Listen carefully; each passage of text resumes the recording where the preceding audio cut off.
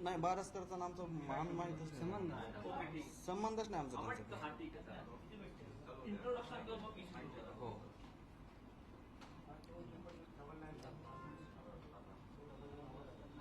तिकडे मुद्दे ते मागे. कोण बोलणार आहे? मी जय शिवराय. मी बाबुराव वाळेकर, मराठा योद्धा. मनोज जरांगे पाटलाबरोबर 17 ते 18 वर्षापासून काम करतोय. सर्व पत्रकार बंधूंनो, मी आज इथं पत्रकार परिषद घ्यायचं एक कारण आहे. 2-3 दिवसापासून आमच्यावर एक क्लिप फिरती, व्हिडिओ क्लिप. आम्हाला त्याच्यामुळं हे पत्रकार परिषद घ्यायची टाईम आला आणि हे आंदोलन कसं भरकटतं हे आम्हाला सांगायचं. मित्रांनो, मी मनोज जरांगे पाटील यांच्या घराशेजारीच म्हणजे त्यांच्या गावात राहतोय. हा माणूस कसा समाजाची दिशाभूल करतोय, ह्यो समाजाला कसं फसवतोय, हे मी आज तुम्हाला सर्व उघड करणार आहे. कारण मी आतापर्यंत ते सगळ्याला खोटं बोलू शकते, कशी दुसऱ्याची दिशाभूल करू शकते, पण ती आमची दिशाभूल करू शकत नाही. कारण आम्ही त्यांनी एक 2011ला एक संघटना खोलली होती. त्या संघटनेमध्ये मी संस्थापक सदस्य राहिलेलो आहे. त्या संघटना खोलल्याच्या नंतर स्वतःच्या प्रसिद्धीच्या हवापोटी स्वतःला प्रसिद्धी मिळवण्यासाठी कोणत्याही युवकाचा कसा वापर करायचा हा मनोज जरांगे पाटलांना तंतोतंत आणि चांगला अभ्यास आहे. कारण मनोज जरांगे पाटील इतके अभ्यासू आहेत आणि इतके हे आहेत की त्यांना कोणत्या मुलाचा कुठं वापर करायचा आणि त्या मुलाचा आपल्याला कुठं फायदा होईल आणि तो फायदा झाल्याच्या नंतर त्या मुलाला कसं दूर करायचं हे मी सविस्तर सांगणार आहे. कारण 2017ला एक घटना झाली आमच्या बरोबर. ती कोपर्डीची घटना झाली. कोपर्डीच्या मुलीवर किंवा आमच्या बहिणीवर अत्याचार झाला. त्या बहिणीवर अत्याचार झाल्याच्या नंतर ह्या आजचे जे संघर्ष योद्धा म्हणतात त्या संघर्ष योद्धांनी एका हॉटेलमध्ये मिटिंग घेतली. त्या हॉटेलमध्ये मिटिंग घेतल्याच्या नंतर आम्हाला भावनिक करण्याचं काम केलं. आम्हाला सांगितलं आपल्याला ह्याच्या मुलीवर आपल्याला अत्याचार झालेला आहे, आपल्याला त्या मुलीला न्याय द्यायचा आहे. आम्ही समाजाचे प्रामाणिकपणे काम करणारे कार्यकर्ते होतो. आज मी प्रामाणिकपणे काम करतो. आम्ही समाजाचं समाज कुठं भरकटू नाही ह्यो आमचा प्रामाणिकपणे आणि मूळ उद्देश आहे.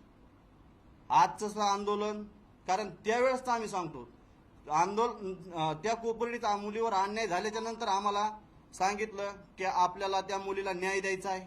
मग न्याय कसा द्यायचा, प्रमुख मुद्दे त्यांनी हे केले. त्यांनी सगळी प्लॅन आखला. त्या मीटिंगला आम्ही कमीत कमी 10 ते 12 जण होतो. एका हॉटेलमध्ये मीटिंग घेतली होती. त्याच्यानंतर 2 वेळाच अनेक प्लॅन केला आणि त्याच्यानंतर ठरलं आमचं मनोज जरांगे पाटलाचं आमचं ठरलं की आपण हल्ला करायचा. त्या मुलीवर अत्याचार करणाऱ्या आरोपीवर हल्ला करायचा. त्या मुलीला न्याय मिळवून द्यायचा आणि न्याय मिळवून देण्यासाठी आम्ही ते भावनेच्या भरामध्ये आम्ही असं म्हणलो की पाटील तुम्ही जाणताल तो शब्द आम्हाला मान्य आहे. आम्ही तो करण्याचं ठरवलं. पण आमच्या बरोबर मनोज जरांगे पाटील हे सुद्धा स्वतः होते. मी का सांगतोय तुम्हाला हे, ते कसे भावनिक करतात आणि त्याच्यातून कसे ते एकदम चालाकीने बाहेर पडतात.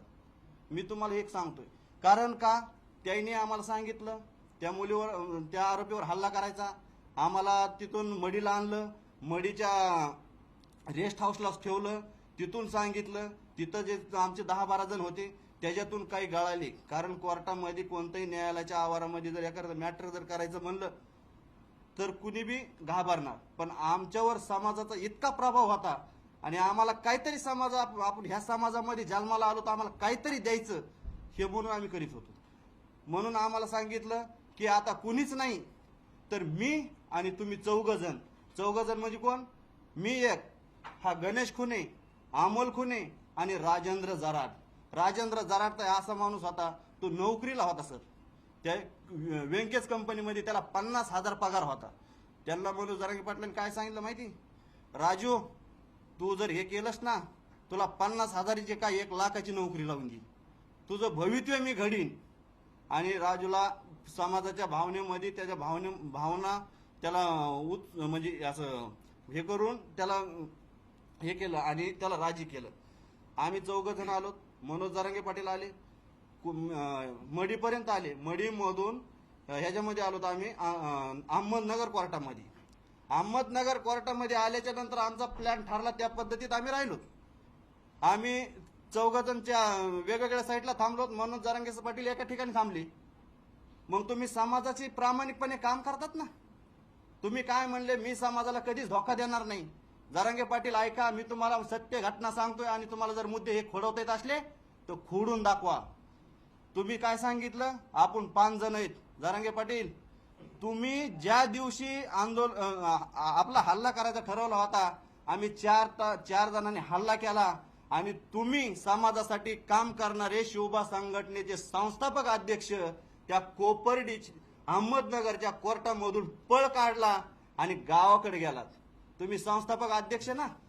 तुम्ही हमेशा काय करते माहिती का, की दुसऱ्याच्या खांद्यावर बंदूक ठेवायचं काम करतात आणि त्यांचा वापर पुरेपूर करतात.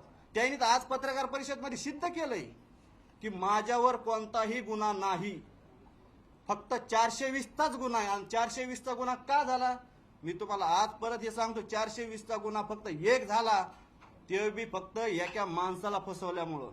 पण मनोज जरांगे पाटलांनी एकाच माणसाला फसवलंय का आर्थिक मध्ये? नाही.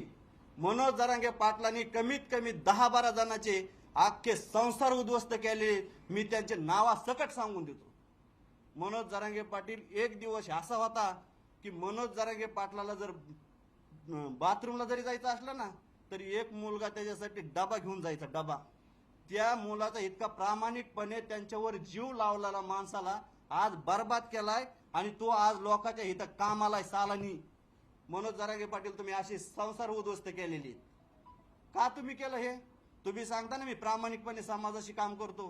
तुम्ही आमचं समाजाशी आम्ही आतमध्ये गेल्याच्या नंतर तुम्ही आम्हाला आतमध्ये जायचं सांगितलं, ठीक आहे, पळून गेले. पळून गेल्याच्या नंतर तुम्ही कोर्टात आलात. आम्हाला कोर्टामध्ये आणताना तुम्ही काय सांगितलं, बाबांनो मी ह्याच्यासाठी बाहेर निघलो की तुम्हाला बी कुणीतरी बाहेर काढायला माणूस पाहिजे होता. आणि मी आज बाहेर आहे आणि मी तुम्हाला सुखरूपपणे बाहेर काढीन, तुमच्या परिवाराला आणि तुम्हाला कुठंच उघड्यावर पडून देणार नाही. आणि तुम्ही हे बार सांगितलेलं आहे, पण तुम्ही ना आमच्या परिवाराला मदत केली ना तुम्ही आम्हाला मदत केली. तुम्ही काय सांगितलं की मी तुम्हाला कुठंच उघडं पडून देणार नाही. जरांगे पाटील, ज्या वेळेस आम्ही जेलला गेलो, तुम्ही सुरुवातीला भेटल्याच्या नंतर त्याच्यानंतर 8 महिन्यांनी तुम्ही आले. तुम्ही 8 महिने आमची भेट सुद्धा नाही घेतली. तुम्ही 8 महिने होते कुठं? का नाही आले? तुम्ही कमून संपर्क नाही केला? कमून तुम्ही आमच्या घराबरोबर नाही आले? घरापर्यंत गेले नाही? तुम्ही घरापर्यंत गेले तर असे गेले की तुम्ही बोलले की मी खोटं बोलत नाही. मी तुमचं खोटं बोलणं बी सिद्ध करून देतो. जरांगे पाटील, तुम्ही कोर्टातून पळून गेले. तुम्ही घरी गेल्याच्या नंतर सांगितलं की मी पहिल्या मजल्यावरून कोर्टाच्या उडी मारली आणि मी पळून चाललोय, मग इथं पळून आलोय आणि माझा एक हात मोडलाय. तुम्ही इतकी नौटंकी केली की तुमचा हात कुठल्या तरी डॉक्टरकडे बांधला आणि स्वतःच्या गळ्यात लटकून गेलात. तुम्ही इतका आमच्या बरोबर खोटं कशासाठी? तुम्हाला स्वतः मोठं होण्यासाठीच ना. हेच मी सांगतोय. आतापर्यंत जरांगे पाटलांनी फक्त हेच केलंय आणि जे आता आमच्या बरोबर घडलेले हे कोणाबरोबर घडू नाही. म्हणून मी प्रामाणिकपणे ही पत्रकार परिषद घ्यायचं काम आहे माझं. कारण समाज भरकटू नाही. आमच्यासारखे युवक कधी परत आणि की असल्या गुन्ह्याला बळी पडू नये. कारण आमचं जिंदगी बर्बाद केली त्या माणसाने. खरंय, कारण आमचे आई वडील, आमच्याकडे पैसे नव्हते. मी स्वतः शेतकऱ्याचा मुलगा. माझ्या वडिलाची की तुम्ही मुलाखत ऐकलेली असेल, वामन वाळेकर, अक्षरशः ढासा रडत होते. ढासा रडत होते. येरवाड्याच्या जेल पुढं रात्र दिवस राहत होते. तुम्ही कधी त्यांचा विचार केला? तुम्ही म्हणतात ना मी समाजासाठी. तुम्ही समाज फक्त स्वतःला मोठं करण्यासाठी भरकटितात. तुम्ही समाजाचा फक्त वापर करतात. आणि लय मुद्दे आहेत माझ्याकडे. काय करणार, आमची आग आहे आग. त्या माणसाने आमचे संसार बर्बाद केलेले आहेत. संसार काय सांगणार ह्या लोकाला? त्या आज समाजाचा पूर्णपणे वापर करतोय. समाजाला फक्त भावनिक करायचं काम करतो तो. त्या दिवशी सांगितलं समाज एकदम बंद झाला, यायचा बंद झाला, काहीतरी नौटंकी चालू झाली त्याची. जे म्हणले ना रक्तस्राव झालाय, नाकातून रक्तस्राव झालाय, अहो रुमालाला कुंकू लावलं होत्या माणसाने. इथपर्यंत नाटक आणि समाज भावनिक केला. अरे कशासाठी करता? तुम्हाला नेता व्हायचंय ना व्हा, पण समाज भरकटू नका, समाजाची दिशाभूल करू नका. तुम्हाला काय वाटतं? समाजाचा वापर करून तुम्ही मोठे होता. शिवाजी महाराजांच्या हात याला फोटोला थोडं हे झालं की हात लावता आणि समाज भावनिक करता, बस झालं. तुम्ही कधी आमचा विचार केला? कधी समाजाचा विचार केला? तुम्ही आज म्हणतात की आरक्षण आणि समाजाला दिशा देण्यासाठी, समाज पुढे नेण्यासाठी मी आंदोलन करतोय, उपोषण करतोय, तुम्ही मला साथ द्या, तुम्ही हेच म्हणतात ना. मग मला एक सांगा, तुम्ही जे उपोषण करतात, ज्या आंदोलन करतात, आता रास्ता रोको केले, ह्या रास्ता रोको मध्ये 17 ते 18 वर्षाच्या मुलावर गुन्हे दाखल केले. तुम्ही त्यांना दिशा दिली का त्यांची जिंदगी बर्बाद केली? शिक्षण करणारे मुलं आहेत, शिकत आहेत, त्यांच्यावर गुन्हे दाखल झाले, हे पुढे चालून काय करणार आहेत? गुन्हा दाखल झाल्याच्या नंतर कुठे नोकरी, सरकारी गव्हर्नमेंट नोकरी करता येईल ह्यांना? नाही. तुम्ही असं करून समाजाला दिशाभूल करू नका. तुम्ही समाजाची दिशाभूल करता. आणि तुम्हाला मी एक सांगतो, कोपर्डीच्या हल्ल्यामध्ये सुद्धा हेच झालं. आम्हाला सांगितलं, परत सांगितलं की आपल्याला समाजाचं काम करायचंय. तिथून जे झालं गेलं ते विसरून जा. आमची फक्त आतापर्यंत ढाल म्हणून वापर केली त्या माणसाने, ढाल. त्याच्यावर कुठं जर संकट याचा अंदाज असला की सांगितलं जा आम्हाला. मग समाजाच्या नावावर, समाजाचं खऱ्या प्रामाणिकपणे समाजाचं काम आम्ही करणार आहेत. आणि आम्ही समाजाला दाखवून दिलंय, समाजासाठी आमच्यावर केसेस आहेत. तुझ्यावर काय? तू समाजाचं प्रामाणिकपणे काम करतो, का केसेस नाही तुझ्यावर? जे समाजासाठी काम करतात त्यांच्यावर केसेस होते. आणि तुम्ही केसेसला 100% घाबरतात, म्हणून तुम्ही समाजाला पुढं करतात, समाजाची ढाल करतात. आणि त्यांच्या विरोधात बोललं की एकच आहे, माझ्या विरोधात ट्रॅप रचवला. ह्याच्या व्यतिरिक्त त्यांच्याकडे काहीच नाही बोलायला. ट्रॅप रचवला. कशामुळे रचवत्या? जर खरोखरच प्रामाणिक समाजाचं काम करणार असणार, आम्ही कशाला ट्रॅप रचव? आणि कशाला कोणाच्या ट्रॅप? आणि कोण आहे आम्हाला ट्रॅप देणार? हा, तुम्ही प्रामाणिकपणे राहा, आम्ही प्रामाणिकपणे राहतो ना. तुमच्यावर कोणी आरोप केला की समाजाच्या आडून त्या माणसाला सांगायचं, त्या माणसावर हल्ले करायला लावायचे, त्या माणसाला पुन्हा बदनाम करायचं. 4 दिवसापासून त्यांना फक्त एक माहिती, म्हणून आमच्या विरोधात मॅसेज सोडायचे काम त्याच्या कार्यकर्त्याकडून झाले. आज त्यांच्या बरोबर आहे. आता मी तुम्हाला सांगतो, आज तो माणूस कोपर्डीच्या हल्ल्यानंतर, आपल्या ह्याच्यानंतर आंतरवालीमध्ये जरांगे पाटलांनी उत्तर द्यावात. आता जरांगे पाटलांनी उत्तर द्यावात. आंतरवालीमध्ये ज्या दिवशी हल्ला झालता त्या दिवशी राजेश टोपे साहेब 2 वेळेस तिथं आलते का? आल्याच्या नंतर त्यांचे कार्यकर्ता आहे, स्वतः समर्थ कारखान्याचा डायरेक्टर आहे, त्यांच्या घरामध्ये मीटिंग काय घेतली होती तुम्ही म्हणजे त्याच्यात जरांगे पाटील नव्हते, पण टोपे साहेब आणि त्यांच्या सहकार्यांनी मीटिंग घेतली. त्या मीटिंग मध्ये काय झालं? तिथून बाहेर निघल्याच्या नंतर भाषण केलं. भाषण केल्याच्या नंतर 5 ते 6 मिनिटं किंवा 5-6 मिनिटांमध्ये दंगल झाली. दंगल व्हायच्या अगोदर त्यांचे कार्यकर्त्यांनी स्वतः मला येऊन सांगितलं की जरांगे पाटलांनी असा मेसेज दिलाय, तिथं डिपार्टमेंट आले आणि इथं जर काही समजा घटना घडण्याचा अंदाज दिसला तर तुम्ही सरळ दगडफेक करू शकतात. कशासाठी? तर समाज आहे ना, समाजाच्या ह्याच्यावर फक्त आम्हाला भावनिक करायचं काम केलं. कारण आम्हाला वाटलं हा प्रामाणिक माणूस आता महाग झालेल्या चुका इथून पुढे सुधरीन, प्रामाणिकपणे समाजाचं काम करीन. पण त्याने तिथं बी हेच केलं, आम्हाला ढाल बनवली. आम्ही तर समजा पुरुष आहेत, आम्हाला ढाल बनवली. त्या माणसाने महिलाला सुद्धा ढाल बनवली, महिला बोलून घेतल्या आणि स्वतःला काळा बनवायला लावला. आज जे महिलाला मार बसलाय ना, याला फक्त कारणीभूत जरांगे पाटील. कारण जर तुम्ही महिला तिथं बोलून घेत नव्हता तर महिलांना मार बसत नव्हता आणि महिलाचे डोके सुद्धा फुटत नव्हते. तुम्ही कुठल्या पातळीपर्यंत चालले? तुम्ही ह्याचा कधी विचार केला का? तुम्ही महिलाला पुढे करतात, महिलाला ढाल बनवतात, कधी युवकाला ढाल बनवतात आणि तुम्ही सेफ मध्ये पाठीमागे राहतात. कारण तुम्हाला स्वतःला फक्त नेता व्हायचंय, तुम्हाला समाजाचं काही घेणं देणं नाही. आणि आज बी मी असे पुरावे देतोय की हे सांगतात ना, मी त्यांच्या बरोबर नाही किंवा माझा कोणत्याही राजकारणाशी संबंध नाही, माझ्या पाठीमागं कुणी नाही. जरांगे पाटील, तुम्ही 2019ला एक सभा घेतली होती आणि एका नेत्याला पाठिंबा दिलता. तुम्ही ते पाठिंबा कोणाला दिलता? राष्ट्रवादीला दिलता ना.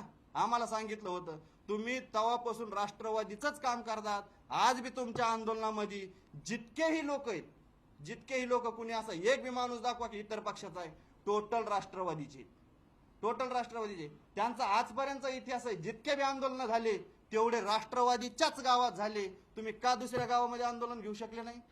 कारण तुम्हाला माहिती, इकडे जर दोन फळी असली तर इथं भांडफूट होऊ शकती.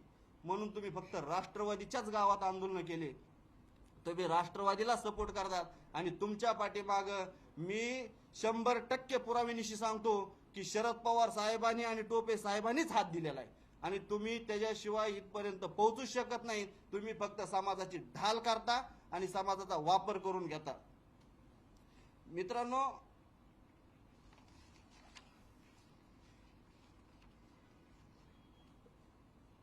सर्वात महत्वाचा मुद्दा 2019ला ज्या, हे बघा आमच्यावर जे केसेस झालेले आहेत 2017ला किती लोक आहेत हे बघा आमच्या कोपर्डीचे. त्यांच्यावर असं एक बी दाखवा.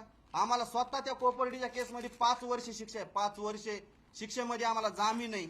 2 वर्ष आम्ही शिक्षा कोपर्डीमध्ये घडली. त्यावेळेस जरांगे पाटलांनी काय सांगितलं होतं की तुम्हाला मी कुठंच कमी पडून देणार नाही, कुठंच कमी पडून देणार नाही का. आमच्या सहकार्याने, माझी वैयक्तिक थोडी परिस्थिती बरी असल्यामुळे मला कधीतरी 5-6 महिन्यातून एखादी वेळेस मनी ऑर्डर येते. जरांगे पाटलांनी एकदा तरी मनी ऑर्डर पाठवली का? आम्ही 100 वेळेस वकिलापाशी मेसेज द्यायचो, जरांगे पाटील आम्हाला मनी ऑर्डर पाठवा. जरांगे पाटलांनी काय सांगायचं, पुढच्या वेळेस लगेच दुसऱ्या 2-3 दिवसातच मनी ऑर्डर पाठवतो. अक्षरशः 2 वर्षामध्ये एकदाही मनी ऑर्डर त्यांनी केली नाही. माझ्या सहकार्याने तिथं जेलमध्ये इतर कायद्याचे कपडे धुवून स्वतःच हे केलंय, स्वतः जगले दुसऱ्याचे कपडे देऊन. कशासाठी? फक्त बाबा तिथं काहीतरी मनी ऑर्डर मधून जे ह्याच्यातून माल भेटतो ना, आपलं चिवडा बिवडा फक्त इतर खाण्यासाठी खाऊ वाटतं म्हणून कॅन्टीन मधून, त्याच्यासाठी दुसऱ्याचे कपडे हे करायचे आणि त्यांनी घेतलेल्या चिवड्यावर जगायचं. तुम्ही सांगतात ना आम्हाला काय केलं, आम्ही तुमच्यासाठी लय केलं. तुम्ही काय केलं आमच्यासाठी? तुम्ही आमची जिंदगी बर्बाद केली, बाकी काहीच नाही केलं. तुम्ही आमच्या परिवाराची जिंदगी बर्बाद केली. कारण आम्ही ज्या वेळेस गेलतो त्यावेळेस माझे मुली, जुळ्या मुली असताना बाळूत्यात होत्या मुली. म्हणजे जालमाल्याच्या नंतर लय 8 महिन्यात मी आतमध्ये गेलतो जालमाल्याच्या नंतर. तुम्ही कधी त्या मुलीचा बी विचार केला नाही. माझा परिवार ते छोट्याल्या मुली घेऊन येरवाड्याला यायचे, माझे वडील, माझी बायको. मग त्यावेळेस जरांगे पाटलांनी कधी असं का म्हणले नाही की तुम्हाला 2 रुपये धरा बरं जायला यायला? माझं बरं होतं. आता यांचे तर इतके हाल होते, हे गणेश खुनेचे यांचे. आईनी सुटल्याच्या नंतर तुम्ही काय म्हणले, मी तुम्हाला कुठंच कमी पडून देणार नाही. सुटल्याच्या नंतर अक्षरशः हे ऊसतोडीला गेलेत. ऊसतोडीला 2 वर्ष कोणत्या कारखान्याला तोडलं? बेटकाळ कारखान्याला 2 वर्ष ऊस तोडलाय. का तुम्ही काहीच कमी पडून देणार नव्हते ना? मग कस काय हे ऊसतोडीला गेले? तुम्ही कधी विचार केला?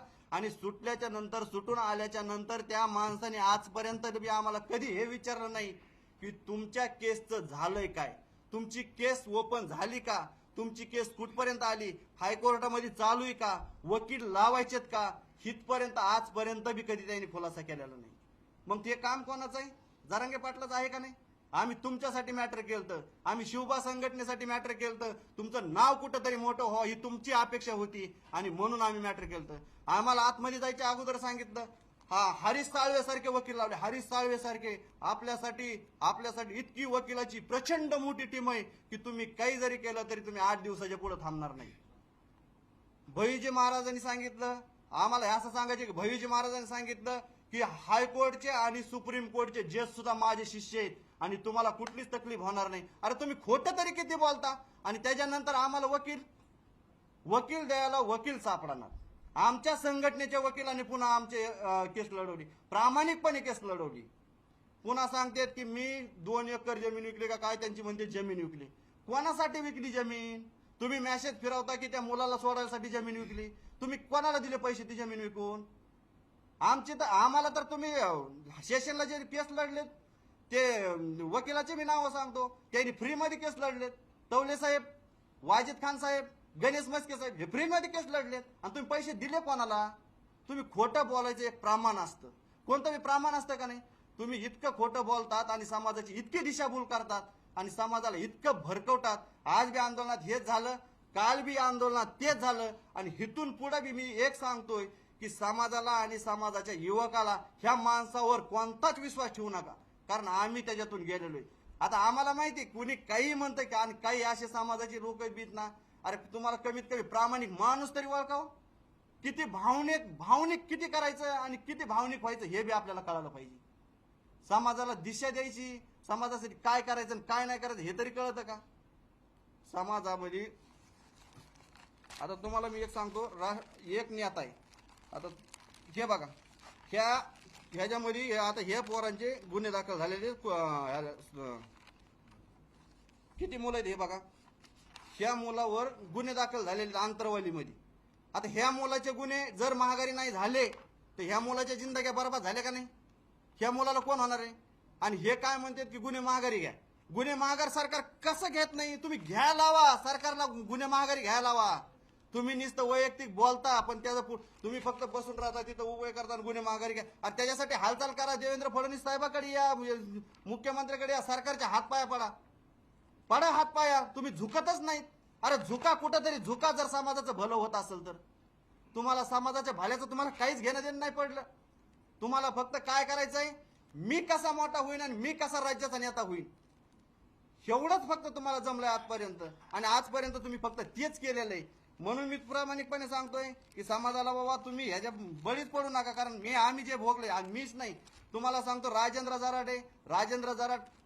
जराडने बी तेच भोगले.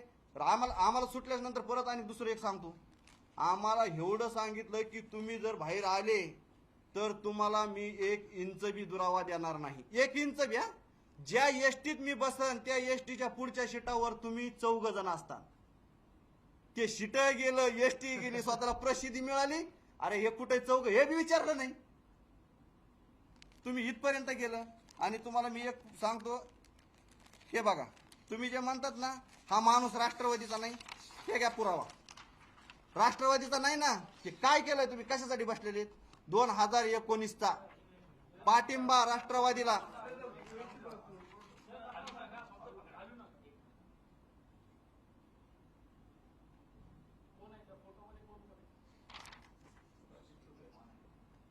स्वतः राजेश टोपे आणि मनोज जरांगे पाटील, भैयासाहेब आणि मनोज जरांगे पाटील हे 2019ला पाठिंबा दिला. तेव्हापासून हे राष्ट्रवादीचंच काम करतात आणि त्याच्या अगोदरही राष्ट्रवादीचंच काम करीत होते, कारण आम्ही त्या माणसाबरोबर राहिलेलो आहेत. आणि ह्या 2000 इलेक्शनला मी स्वतः गाडी चालवत होतो, ड्रायव्हर माणूस आहे मी.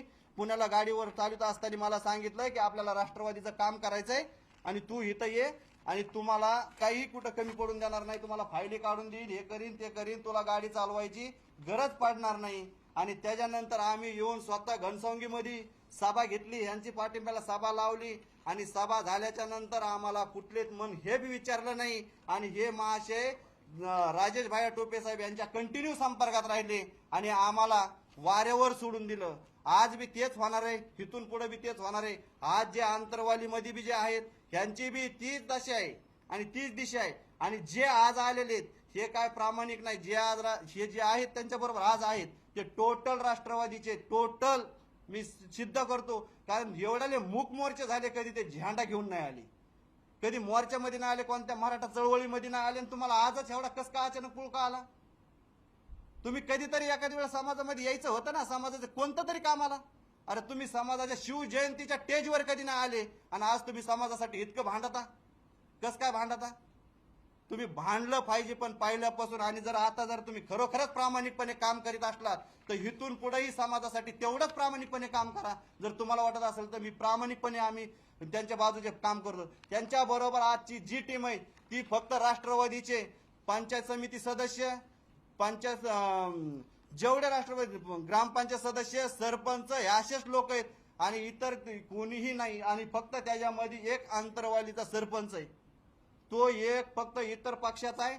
आणि तो बी कसा आहे, राष्ट्रवादीमधून आलेला आहे आणि गाव असल्यामुळं तो बी तिथं ठेवला नाही, तर त्यालाही माझ्या मते ठेवलं नसतं, कारण तो सरपंच म्हणून ठेवलाय. आणि प्रामाणिकपणे मी सांगतो त्याला त्याच्यामुळे ठेवलं असेल, कारण मला आता त्यांचं माहित नाही त्यांनी कशामुळे ठेवलंय ती, पण त्यांचं हे एवढं जे आहे त्यांनी अनेक गोष्टी आमच्या बरोबर फ्रॉड केलेल्या आहेत.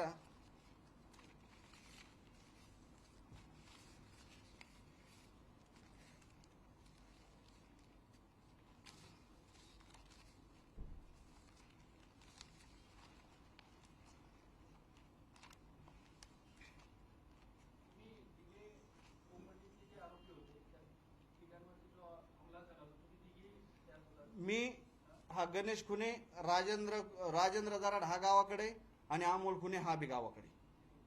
माझं यायचं कारण म्हणजे मी काल पुण्यामध्ये आलतो आणि पुण्यामधून मला पत्रकार परिषदमध्ये घेण्यासाठी मी इथं आलोय. कारण मला हे माझ्यावर होणारे आरोप मला सहन झाले नाहीत. 2 दिवसापासून मॅसेज फिरत आहेत. मला बदनाम करण्याचं पूर्णपणे काम आमच्या चौघाला झालंय. कारण ते 2 जण गावाकडे असताना सुद्धा त्यांना सांगितलं की मुंबईमध्ये आलेत.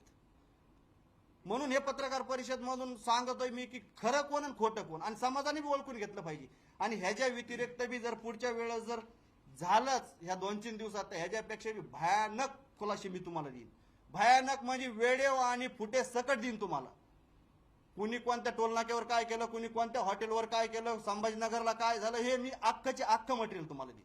किती वर्षापर्यंत काम करत होते ते? हे आत्ताचे अंतरवालीच्या आंदोलनातले. किती वर्ष किती आता तुम्ही कधीपासून त्यांच्यासोबत अलिप्त झालेला आहात?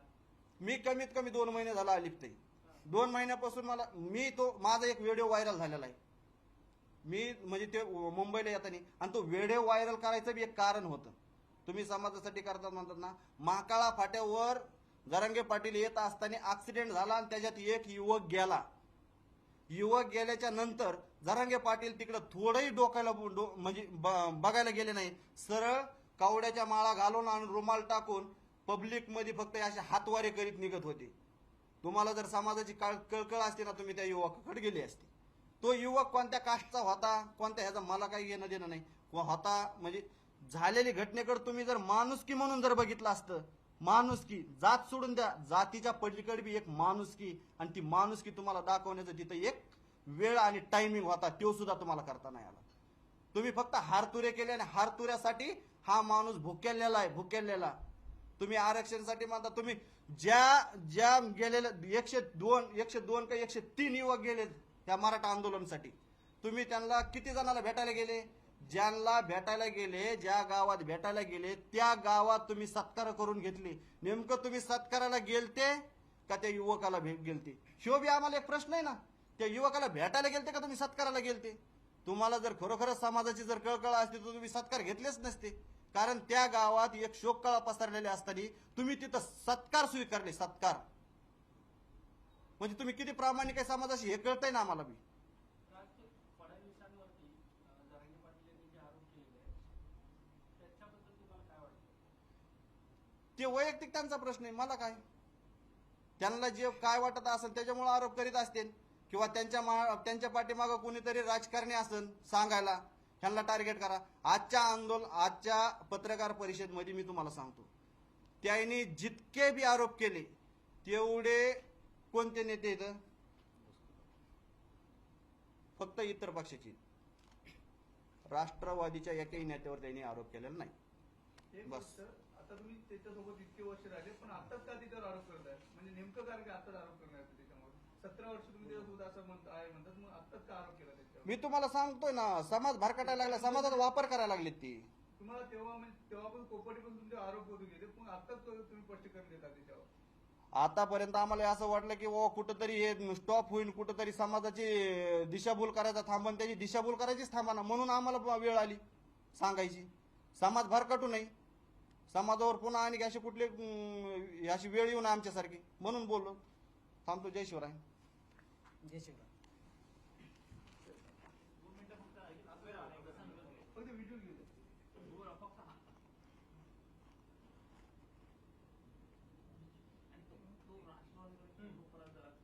म्हणजे व्यवस्थित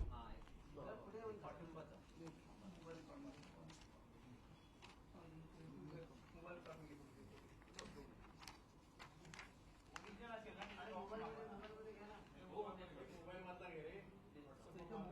मोबाईल मध्ये नाही काढून